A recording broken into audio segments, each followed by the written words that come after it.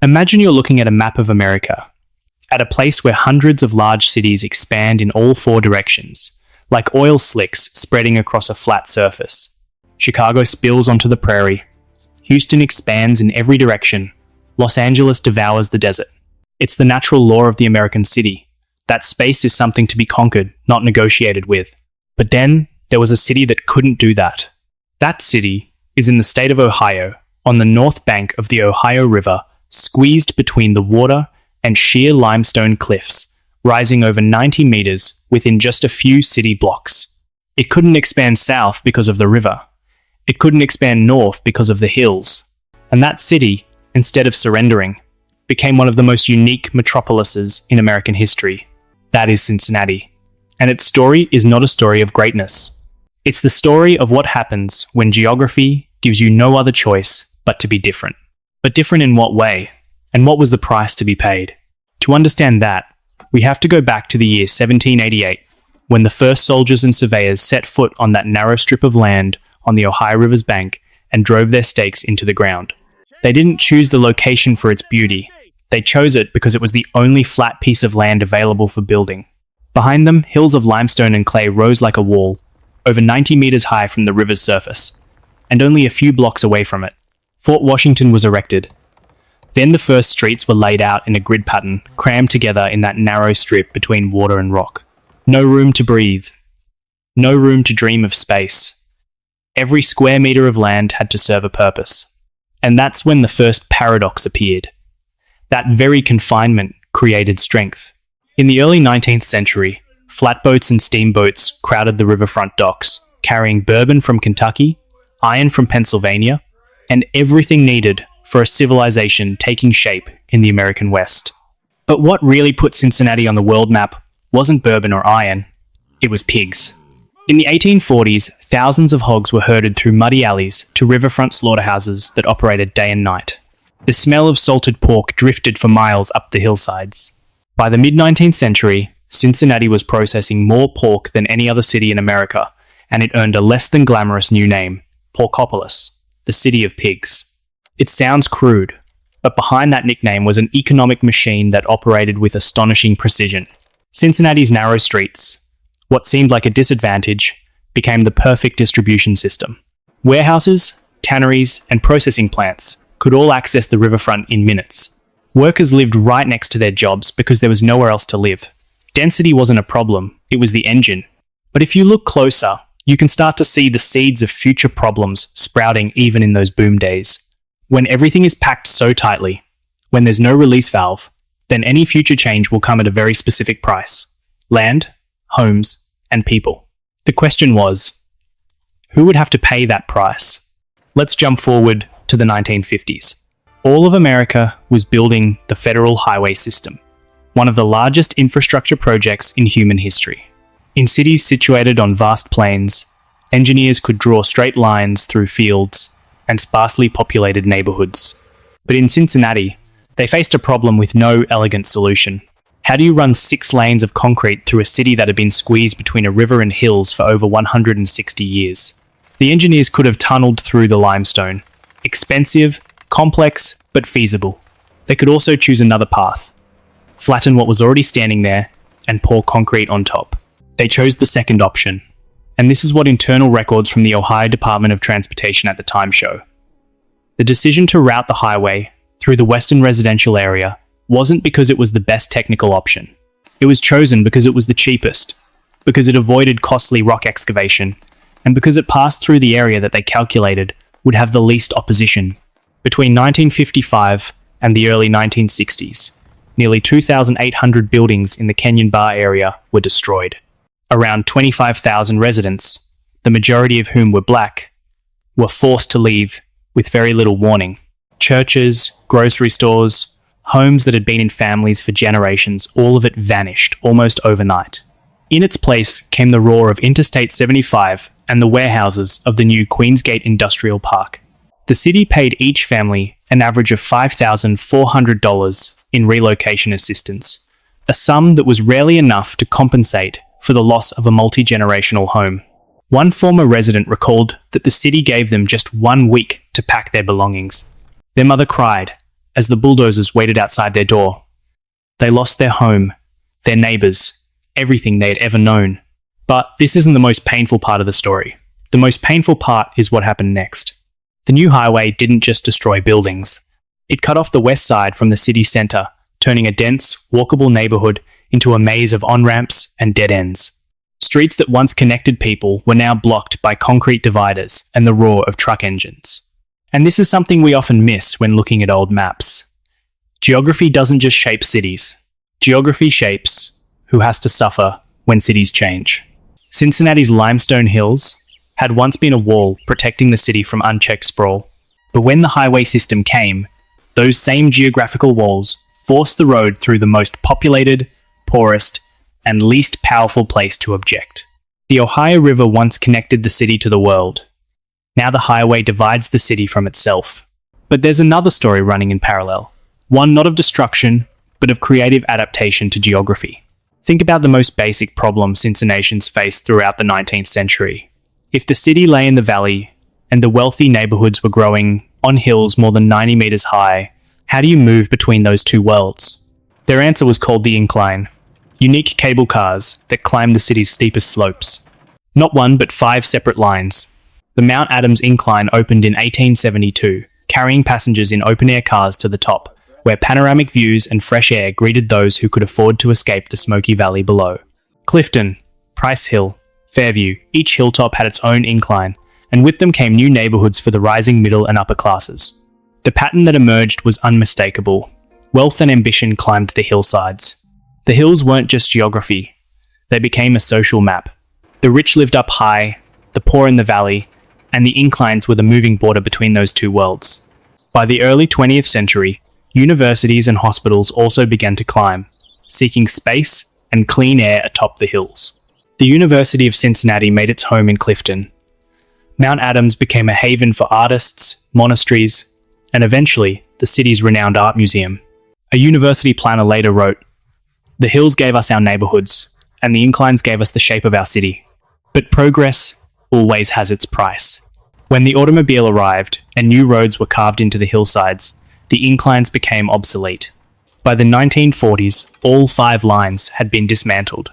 Their concrete pillars and tunnel portals still remain, silent as monuments to an era when geography dictated not only where people moved, but where they lived, learned, and longed to belong. And then we come to Union Terminal, one of the most beautiful and tragic structures in Cincinnati's story. Inaugurated in 1933 during the Great Depression, the station was a marvel of architecture and engineering. Its massive half-dome still holds the title for the largest of its kind in the world. Designed by architect Paul-Philippe Crête in the Art Deco style, the terminal united 7 railroads under one roof, funneling passengers and freight through a concourse as wide as a city block. For decades, the station bustled with life. Soldiers heading off to war, families arriving from distant cities. Porters hurried beneath murals celebrating Cincinnati's industrial might. Union Terminal wasn't just the city's gateway, it was a symbol of civic pride. But by the early 1970s, the age of rail was dying. Union Terminal, once the city's proud front door, stood nearly empty and faced the threat of demolition. Geography had created the need for that station, concentrating travellers from a topographically complex region into a single point.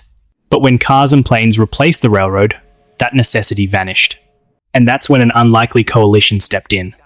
Architects, historians, and ordinary citizens.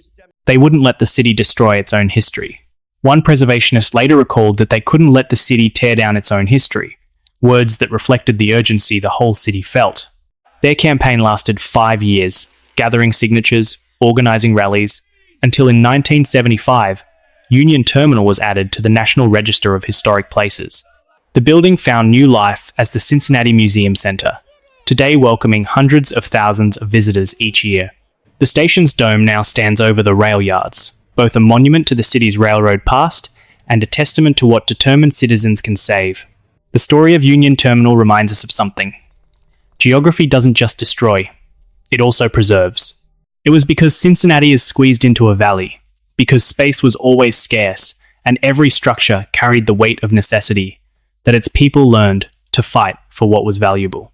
But there is another paradox waiting for us, one you can't see, just by looking at a map of the city from above. Look at a map of the Cincinnati metropolitan area, and you'll see a vast urban sprawl. But look closer at its borders, and you'll see something strange. This metro area stretches across 3 different states: Ohio, Kentucky, and Indiana, each with its own laws, its own taxes, and its own transportation agencies. Every morning, about a quarter of the region's commuters have to cross a state line on their way to work, navigating a maze of jurisdictions that rarely agree on road repairs, school funding, or even snow removal.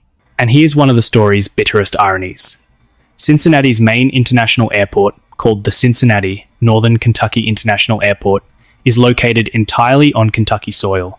The aerial gateway to an Ohio city isn't in Ohio. This happened for a very simple reason. When the airport needed land for construction in the mid-20th century, there wasn't enough flat ground left on the north side of the Ohio River. The hills had taken up all the space. The only flat land was to the south, in Kentucky. Geography, once again, had decided everything. Planning for something as simple as a new bus route or a bridge can take months of negotiations between mayors, county commissioners, and state departments of transportation. A planner from the OKI Regional Council of Governments once said, "We're not just planning for one city. We're trying to stitch 3 different states together." The result is a region that looks unified from above, but feels like a jigsaw puzzle up close, where every piece has its own priorities and politics. Yet, despite those bureaucratic headaches, this tri-state spread also forged a kind of shared identity, shaped just as much by daily border crossings as by the hills and river that define the land. And that's where we come to the final question, the one with no definitive answer. On a hilltop west of downtown, the WLW radio tower still stands, broadcasting just as it has since 1934. With its 500,000 watts of power, its signal once reached from the Great Lakes to the Gulf of Mexico, earning it the nickname the Nation Station. As one local historian remarked, WLW made Cincinnati a household name in places that had never seen the city on a map. But Cincinnati's identity wasn't just broadcast over the airwaves. It was written across the skyline in big letters. Procter & Gamble, Kroger, Fifth Third Bank corporate giants, headquartered downtown, their logos glowing on the river after dark. These companies, some founded in the city's earliest days, now shape everything from the local job market to supermarket shelves across the nation. And then there's the Roebling Bridge, completed in 1866, still stretching across the Ohio River with its blue towers anchoring the city's southern edge. Once the longest suspension bridge in the world, it predated the Brooklyn Bridge by nearly 2 decades, and it still carries cars and pedestrians between Ohio and Kentucky. On summer nights, crowds in red hats pour over the bridge toward the Great American Ballpark, home of the Cincinnati Reds, a baseball team whose history is tied to the city's own. From the invisible reach of the radio tower to the stone and steel of the bridge, Cincinnati's symbols were both broadcast and built, cemented into the city's identity as surely as the hills that surround it. And this is the most important thing the story of Cincinnati teaches us, something that many people overlook when they talk about urbanization and development. Geography isn't the passive backdrop of history. Geography is the first and final author of every urban story.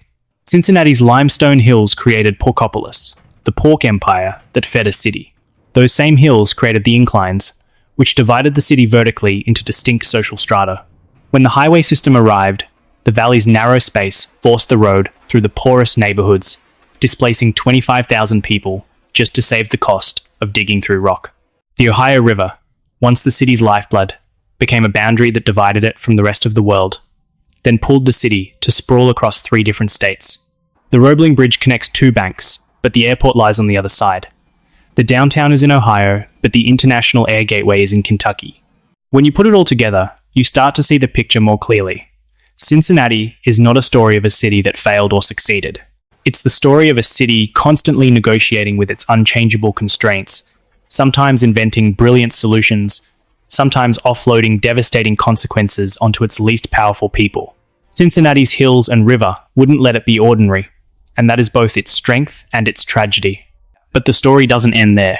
Cincinnati's hills and river are still orchestrating every infrastructure decision, every transportation budget negotiation, every debate over building a new bridge or opening a subway line. Every new bridge, every new tower, every new highway reshapes the city's balance of power in ways its designers sometimes never anticipate. And this is the real question to ponder. In a world where technology increasingly helps us overcome geographic barriers, will cities like Cincinnati ever escape the ghost of their geography? Or will geography continue to decide, just in newer and more subtle forms, who benefits from development and who bears its costs? The city's boundaries may change, but its contradictions remain, buried deep in the limestone and clay, waiting for the next question to be asked.